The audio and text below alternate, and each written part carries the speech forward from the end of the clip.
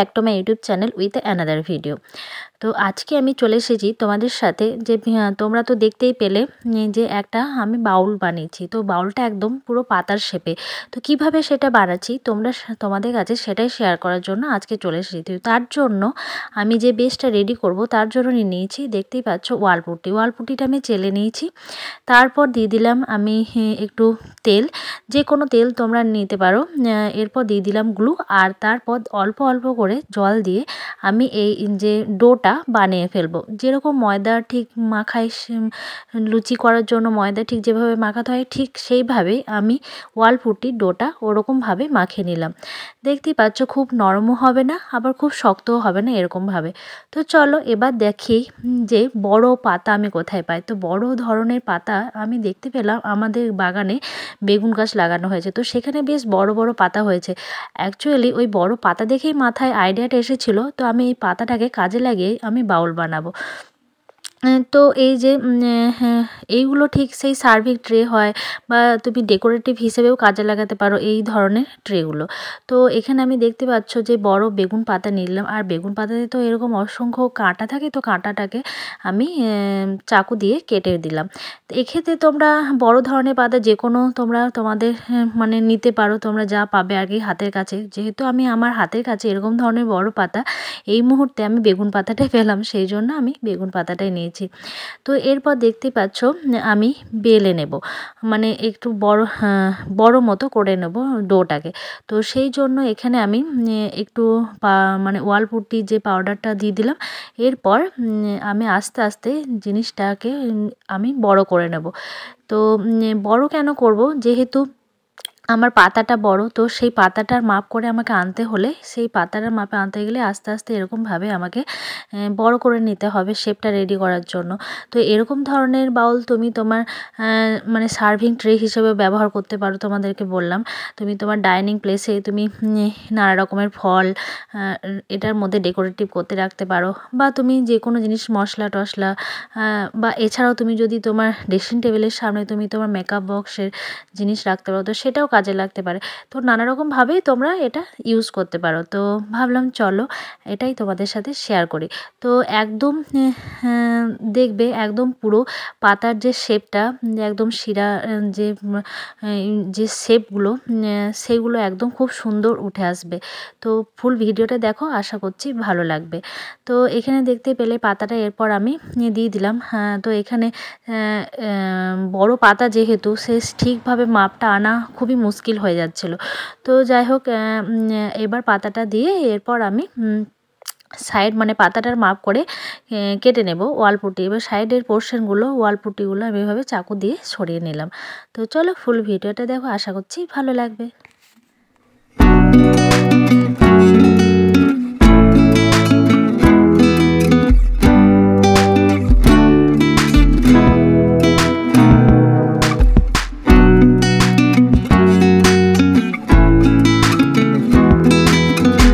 আমি একটা বেশ বড় পাত্রের মধ্যে মানে এটা রেখে দিলাম, যাতে সাইডগুলো একটু উঁচু উঁচু হয়ে থাকে আর নিচের দিকটা বেশ সমানভাবে শেপটা থাকে, যাতে আমি এটা কোথাও রাখলে ঠিকভাবে বসে জিনিসটা। সেই জন্য আমি এটা বড় পাত্রের মধ্যে দিলাম, আর এটাকে আমি পুরো টানা 2 দিন শুকাতে দিয়েছিলাম।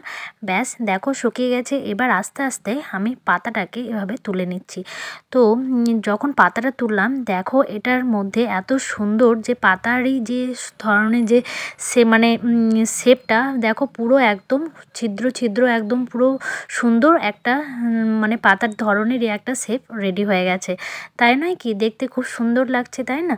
তো আর তলায় আমি দেখো এখানে যে চিকচিকি দিয়েছি, যাতে এটা মানে তলার সঙ্গে মানে লেগে না যায়। তো অবশ্যই এই জিনিসগুলো তোমরা ফলো করবে। তো চলো এবার দেখাই তোমাদের এটাকে আমি এবার পাত্রের থেকে তুলে নেব, আর খুবই সহজেই এটা উঠে যাবে শুকিয়ে গেলে। আর তোমরা কিছু মানে পুরো টানা 2 দিন রাখবে, যাতে জিনিসটা ভালোভাবে শুকায়, তারপর এটাকে তুলতে যাবে, না হলে ভেঙে যাবে। ভালোভাবে না শুকালে এটা ভেঙে যেতে পারে। তো দেখো খুব সুন্দর অনায়াসেই উঠে গেল জিনিসটা। আর এরপর আমি এর সাইডগুলো যাতে মানে পাতার যে সাইডগুলো যাতে শেপগুলো ঠিক থাকে, মানে মসৃণ থাকে, সেই জন্য আমি এখানে চাকু দিয়ে ঘষে নিলাম। তোমরা চাইলে স্যান্ড পেপার মানে ওই কাঠ ঘষার যে সিরিজ পেপার, এই সমস্ত কিছু দিয়ে তোমরা এগুলো ঘষে নিতে পারো। তো হাতের কাছে আমার চাকুই আছে অবলম্বন, তো সেই আমি চাকু দিয়ে এগুলোকে আস্তে আস্তে ঘষে নিলাম। আর একটু আস্তে আস্তে করারই চেষ্টা করবে যাতে ভেঙে না যায়। তো ভাঙবে না, একটু মোটা করে যদি তোমরা ওয়াল পুটিটা ডোটা এরকমভাবে মোটা করে রেডি করো তো কোনো দিনই ভাঙবে না যদি না পড়ে যায়। তো এইভাবেই তোমরা বাউলটা রেডি করতে পারবে। তো আশা করছি ভিডিওটা অনেকটাই হেল্পফুল করতে পেরেছি তোমাদের। তো আর এরকম ধরনের বাউল তো খুবই এক্সপেন্সিভ, তোমরা মার্কেটে কিনতে পাবে, যেগুলো সেরামিক বাউলগুলো হয় আর দেখতেও খুব সুন্দর লাগে। তো চলো, মার্কেট থেকে কেনার কি দরকার, যেহেতু আমি বাড়িতেই বানাতে পারি, আমি বানিয়ে ফেললাম, এরকম তোমরাও বানাতে পারো। তো সেই আইডিয়া শেয়ার করার জন্যই তো আমি আছি, তাই না?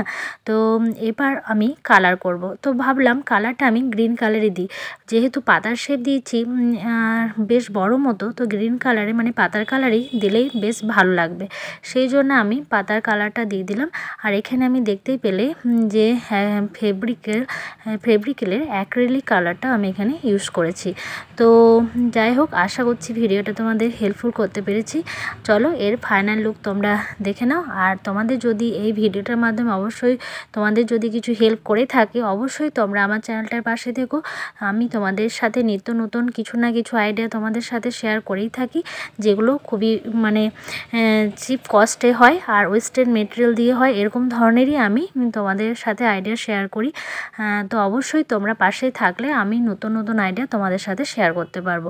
আর কালারটা যাতে স্টে থাকে, মানে আরও সিকিউর থাকে, ভালো থাকে, সেই জন্য এখানে আমি যে পিকচার যে বার্নিশ অ্যাপ্লাই করে দিলাম, যাতে মানে গ্লসি ভাবটাও আসে আর দেখতেও সুন্দর লাগে আর কালারটাও স্টে থাকে। তো চলো ফাইনাল লুক এর দেখে নাও।